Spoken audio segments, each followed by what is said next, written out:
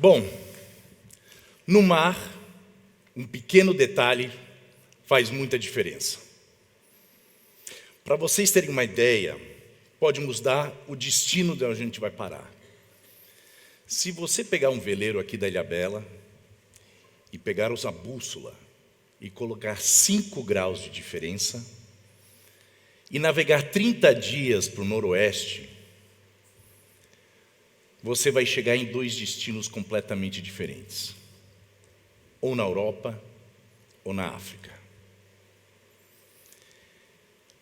5 graus mudam o continente de onde você vai parar. E eu acredito que na vida também é assim.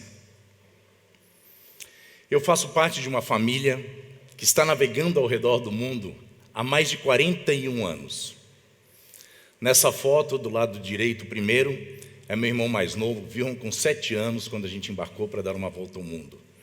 O segundo, eu sei que não parece, mas sou eu. O terceiro é minha mãe, meu pai e meu irmão mais velho. Na época que nós saímos para navegar pelo mundo, era algo muito novo, muito diferente. Nos chamavam de loucos. Só que foi no mar que eu aprendi que a natureza fazia parte de nós. Foi com o vento, com as correntezas e com as ondas do mar que eu entendi que eu pertencia. Que a natureza não era algo que ia se visitar, que ela fazia parte do nosso dia a dia, que ela é a nossa casa. E foi no mar que eu também descobri que para chegar em algum lugar, o caminho nem sempre é uma linha reta. Para quem sabe, quem navega aqui na Ilhabela, quando você quer chegar num lugar, numa ilha, que o vento é contra, que vem, contra você, você não consegue ir na ilha numa linha reta até lá. Porque num veleiro, se você aponta a proa ou a frente do barco para o vento, a vela paneja, ela bate, ela não tem força. A gente precisa abrir 30 graus para o barco começar a pegar o vento e começar a deslizar. E essa navegação, ela começa a ser em zigue-zague para a gente chegar lá. Cada vez que a gente faz o zigue e o zague, é chamado cambar ou dar o bordo. E cada vez que a gente faz isso, a gente precisa ajustar as velas. Nós, como navegadores, a gente não decide de ir por um lugar só porque o vento é contra. A gente entende como chegar lá, mesmo que demore mais, mesmo que dê mais trabalho. E nessas andanças pelo mundo, nesses oceanos todos, com o tempo a gente notou que o oceano estava passando por sua própria tempestade. Para vocês terem uma ideia, eu nunca vou esquecer a primeira vez que eu me deparei com isso. Durante a nossa segunda volta ao mundo, a minha família teve uma ideia, que já é tradição de família, meio doida. Nós queríamos ir para um lugar completamente isolado, longe de absolutamente tudo. Olhamos no mapa e vimos o Ponto Nemo. Alguém conhece o que é o Ponto Nemo aqui? Ninguém levantou a mão. O Ponto Nemo é o lugar mais distante de todas as civilizações no planeta Terra. Ele fica entre a Antártica, a costa do Chile e a Polinésia. É o ponto onde as estações espaciais, quando o satélite fica velho, apontam se tiver que voltar para a Terra esse satélite, e por alguma razão ele não se desfragmentar quando entra na atmosfera. Porque ali as chances de bater em alguém são quase zero. Eu digo que são quase zero porque a gente passa por lá e tem que olhar, de vez em quando se tem alguma coisa vindo. Foram 8 dias de navegação sem parar para chegar na ilha chamada Anderson. Só que quando você chega a 8 dias de navegação, é cansativo, gente. Para quem não sabe, o barco navega dia e noite sem parar. E quando chegamos na ilha de Anderson, não era uma ilha que você ancorava o barco próximo à praia, paradisíaca, nesse sentido. Você ancorava o barco lá longe. Você desembarcava num bote com a tripulação, alguém ficava no barco e você ia para a costa. E para chegar na praia, você tinha que esperar a onda certa, para você passar por cima do Recife e chegar na areia. O primeiro impacto que eu tive nessa ilha foi quando eu botei os pés na água até os joelhos. Em todos os lugares do mundo, quando eu fazia isso, os peixes fugiam. Nessa ilha, eles vieram ver o que nós éramos. Puxamos o bote para cima da praia, as gaivotas começaram a sair das matas para ver quem que estava chegando, sem nenhum medo. Aquilo me fascinou. Eu sentei na praia, fiquei ali, pensando que privilegiado que eu era de estar vivendo aquilo, num portal mágico do tempo. Deu 1 minuto, o caranguejinho veio morder meu pé. Parecia que estava me perguntando: você é amigo ou você é comida? O que você é?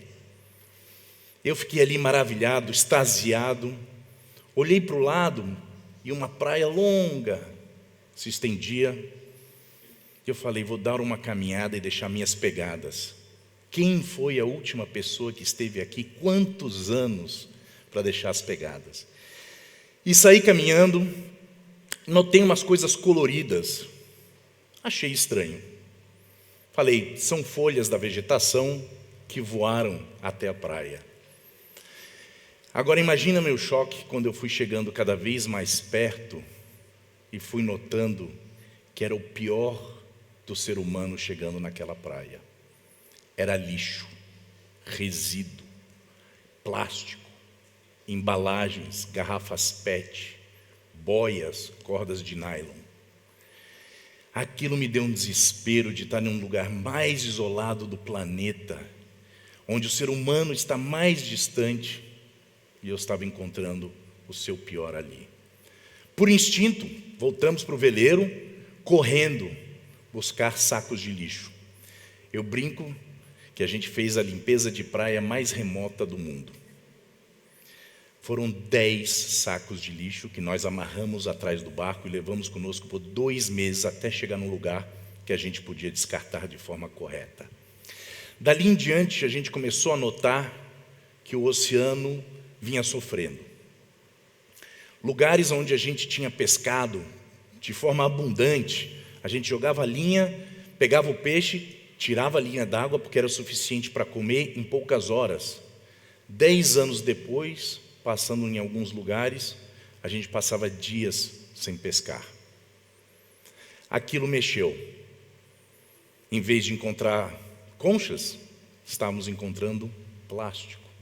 Em vez de mergulhar em jardins de corais coloridos, era um deserto de corais esbranquiçados. Aquilo começou a mexer a um ponto que eu comecei a me questionar o que estava acontecendo. Essa imagem que vocês estão vendo para mim é um quadro absolutamente lindo. Parece que um artista pintou. Van Gogh, ou Tarsila do Amaral, é algo especial e valioso. Agora imagina esse quadro com alguém com uma caneta rabiscando, riscando e furando essa tela. É o que eu sentia cada vez que eu navegava ao redor do mundo. Essa frustração gerou dentro de mim um movimento para tentar achar uma resposta.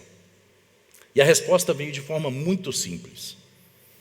Ela veio de uma narrativa que nos foi contada durante anos, de que a natureza e os seres humanos estão separados, que existe um distanciamento entre a natureza e o ser humano. E nada podia ser mais ao contrário disso. O oxigênio vem das florestas e dos oceanos. A água que a gente bebe hoje na Terra é a mesma que os dinossauros beberam. Tudo é cíclico. Tudo está aqui e ficará aqui. Não existe fora. Se a gente for ao espaço e olhar o planeta Terra, que na verdade é o planeta Água, né, gente? É azul. A gente vai entender que ele é um planeta navegando no cosmos.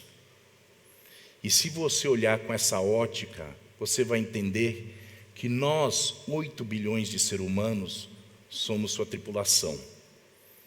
O nosso planeta está um pouco desgovernado, o rumo não está certo e a gente precisa corrigi-lo. Só que eu, como bom navegador, sou otimista. Para quem não sabe, o navegador tem uma ambiguidade. Ele é o maior sonhador e o maior realista. A gente sonha que vai dar uma volta ao mundo, mas a gente é muito realista de como vai conseguir chegar lá. Sonhamos grandes sonhos, mas com a carta náutica de ilha em ilha, a gente entende como chegar. E foi olhando para com essa ótica otimista, que eu fui entender que ao mesmo tempo que estamos vivendo esta dor, do outro lado existe um balanço positivo e bacana. Para vocês terem uma ideia, quando nós demos a primeira volta ao mundo, que foram 10 anos no mar, durante 10 anos, nós vimos no máximo 15 baleias. Isso é anos 80 e começo dos anos 90. 15. Hoje, a cada oceano que a gente cruza, a gente vê 20, 30, 50, 100 baleias. E os dados não deixam a gente mentir. A baleia jubarte do Atlântico Sul, nos anos 80, o catálogo dela, quantas existiam identificadas, o número era 450. Hoje, são mais de 25 mil baleias. As tartarugas, na costa baiana, eram 60 ninhos identificados. Hoje, são 30 mil ninhos identificados. Temos um lado positivo. O planeta se regenera. Ele tem essa possibilidade. Mas o que foi feito diferente? Nós demos oportunidade, passamos leis, juntamos grupos de pessoas que tiveram uma consciência para fazer uma diferença. É esse rumo que me levou a mais 5 graus de mudança na minha vida. Eu sou cineasta, faço filmes no Brasil e internacionalmente, e quando a minha família voltou da terceira volta ao mundo, nós não podíamos mais ficar calados. Nós olhamos para o oceano, eu e meu irmão, que fomos criados neles, e falamos, nós precisamos dar algo de volta. O que a gente pode fazer para reverter este quadro? Juntamos a família, nós não éramos ambientalistas, nós éramos uma família de aventureiros navegadores. Por 2 anos e meio, investimos, aprendemos, juntamos um grupo de pensadores de áreas diferentes para nos mostrar se existia uma saída. E o mais bacana é que sim, entendemos que a gente poderia fazer algo. Entendemos que era nossa responsabilidade de dar de volta para o oceano aquilo que ele tinha dado para nós durante todos esses anos. Em 2021, minha família partiu em uma nova expedição para escutar os oceanos e dar voz aos oceanos. Começamos a navegar e entender o que poderia ser feito. Com toda a humildade, indo para as comunidades costeiras, indo para as cidades, e falando com pessoas que normalmente não são ligadas aos oceanos. Porque as pessoas que gostam do mar e oceanos, é fácil a gente falar.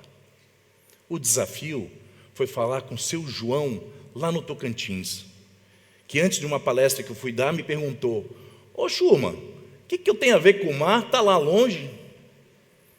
Eu falei, seu João, eu vou falar para o senhor, e eu vou pedir a ajuda de vocês.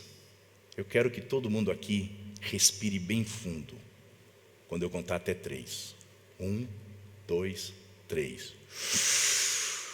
E solta. Eu falei para o seu João o que eu falo para vocês. Mais da metade do ar que vocês respiraram vem do mar, vem dos oceanos. Ele ficou chocado. Como assim? Lá longe? Lá longe. A sua lavoura, o seu plantio, depende do clima, e o maior regulador de clima no planeta são os oceanos. O seu João foi embora extasiado, entendendo que poderia fazer uma diferença. Mesmo estando tão longe, dependia do oceano. Hoje, essa voz que ecoa pelo mundo falou nos últimos 3 anos com mais de 1,7 bilhões de pessoas ao redor do planeta. É um trabalho que eu acordo todo dia para fazer, que não é para mim, é para todos nós. E tem um fator motivacional pessoal maior, que é o meu filho, Kian, de 16 anos, que eu olho para ele e falo: eu quero tentar deixar o oceano para você, que eu vi quando eu tinha a sua idade. Hoje, eu sou muito otimista, e eu acredito que a gente consegue mudar o que a gente está vendo no mundo e no mar. Eu quero pedir a vocês que estão aqui hoje, que tiveram um dia fantástico, que pensem nisso e voltem para suas casas, pensando como que eu posso ajudar em casa, os oceanos, na minha empresa, na minha comunidade. Os oceanos me ensinaram que a gente não controla o vento, mas a gente regula as velas. A gente tem tempo para salvar este planeta. O oceano e o mundo me mostrou que nós somos um grande barco juntos navegando no cosmos, mas a gente precisa mudar cada grau deste rumo. E eu quero deixar aqui com vocês uma pergunta: qual é a história que cada um de nós e cada um de vocês vai escrever com as suas famílias, com a natureza? Muito obrigado.